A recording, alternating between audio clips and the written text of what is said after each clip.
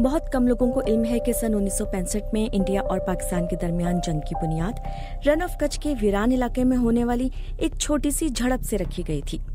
ये पूरा इलाका एक तरह का सहरा था जहां कुछ चरवाहे कभी कभार अपनी भेड़ बकरियां चराने जाया करते थे या भूले भटके कभी पुलिस वालों का दस्ता गश्त कर लिया करता था।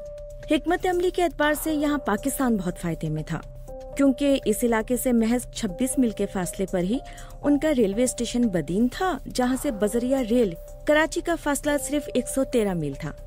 पाकिस्तान की 8वीं डिवीजन का हेडक्वार्टर यहीं पर था।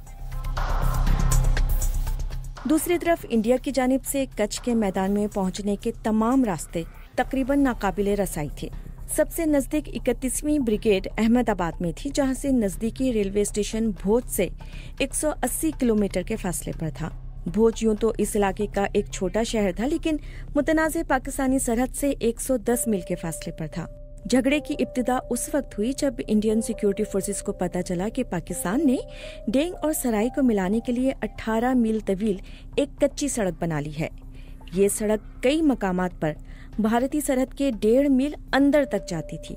इंडिया ने इस मसले पर मकामी और सिफारती सतह पर एहतजाज किया था। पाकिस्तान ने इसके जवाब में 51वीं ब्रिगेड के कमांडर ब्रिगेडियर अजहर को इस इलाके में मजीद जारहाना गश्त करने का हुक्म दे दिया। उधर मार्च के आते आते इंडिया ने भी कजरकोट के करीब निस्फ किलोमीटर जुनूब में सरदार चौकी बना ली। पाकिस्तान के commander major general Tikka Khan ने ब्रिगेडियर अजहर को हुक्म दिया कि हमला करके इंडिया की नई बनी सरदार चौकी को तबाह कर दिया जाए। 9 अप्रैल की सुबह 2 बजे पाकिस्तानी हमला शुरू हुआ।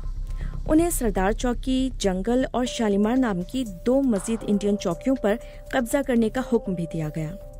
शालीमार चौकी पर तैनात स्पेशल रिजर्व पुलिस के जवान मशीन गन और मार्टर फायर के कवर में आगे बढ़ते हुए पाकिस्तानी फौजियों का मुकाबला नहीं कर पाए। तहम सरदार चौकी पर तैनात पुलिस एहलकारों ने जबरदस्त मुजाहिमत की। 14 घंटों के जबरदस्त हमले के बाद ब्रिगेडियर अजहर ने गोलाबारी रोकने का हुक्म दिया।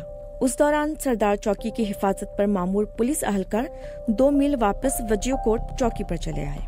पाकिस्तानियों को इसका पता नहीं चला और उन्होंने भी अपने फौजियों को वापस उसी जगह पर पहुंचने का हुक्म दिया जहां से उन्होंने सुबह हमला शुरू किया था।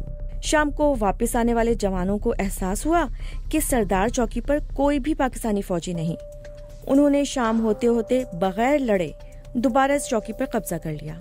बीसी चक्रवर्ती ने अपनी किताब हिस्ट्री ऑफ इंडो पाक वॉर 1965 में तबसरा किया है कि पाकिस्तान की 51वीं ब्रिगेड के कमांडर ने उतने ही अनाड़ीपन से ऑपरेशन को हैंडल किया जितना कि इंडिया की 31वीं इन्फेंट्री ब्रिगेड के ब्रिगेडियर पहुंचानी ने। इंडिया ने सूरत हाल की संगीनी को देखते हुए मेजर जनरल डैन को मुंबई से कच्छ भेजा। पाकिस्तान ने भी इस दौरान मुकम्मल 8वीं इन्फेंट्री डिवीजन को कराची से पाकिस्तानी शहर हैदराबाद बुला लिया। उस वक्त इलाके में ब्रिगेड के कमांडर लेफ्टिनेंट कर्नल सुंदर जी ने पुलिस की वर्दी पहनकर इलाके का मुआयना किया और मशवरा दिया कि इंडिया को कजरकोट पर हमला कर देना चाहिए, लेकिन हुकूमत ने उनके मशवरे को तस्लीम नहीं किया। बाद में यही सुंदर जी इंडिया के आर्मी चीफ बने और इसी इलाके में उन्होंने सन 1987 में मशहूर ब्रास टैग फौजी मश्क की, जिसकी वजह से इंडिया और पाकिस्तान की फौजें तकरीबन जंग के दाहने पर पहुंच गईं।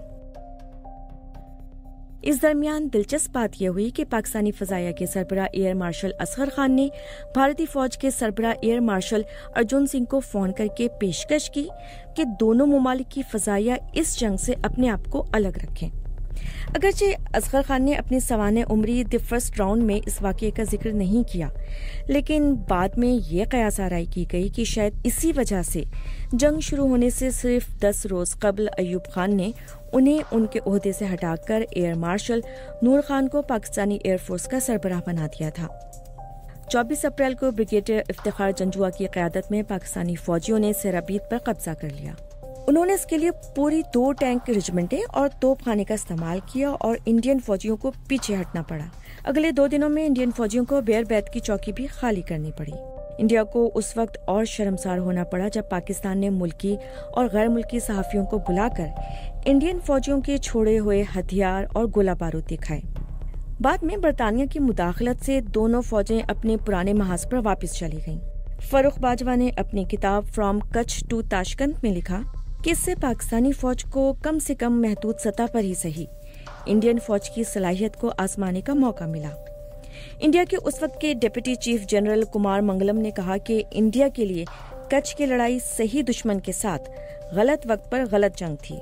इस जंग में पाकिस्तान इंडिया पर भारी पड़ा, लेकिन उसकी वजह से पाकिस्तान को ये गलतफहमी भी हो गई और उसका उन्हें बहुत नुकसान भी हुआ कि कश्मीर की जंग उनके लिए केक वॉक साबित होगी। पाकिस्तान में इंडिया के साबिक हाई कमिश्नर शंकर बाजपेयी का कहना है कि ये तसादुम इंडिया के लिए नेमत साबित हुआ, क्योंकि इससे वो पाकिस्तान के अज़ाइम से बाखबर हो गया। 3 माह बाद जब पाकिस्तान ने ऑपरेशन जिब्राल्टर का आगाज किया तो इंडिया की फौज उनसे निपटने के लिए पहले से तैयार थी।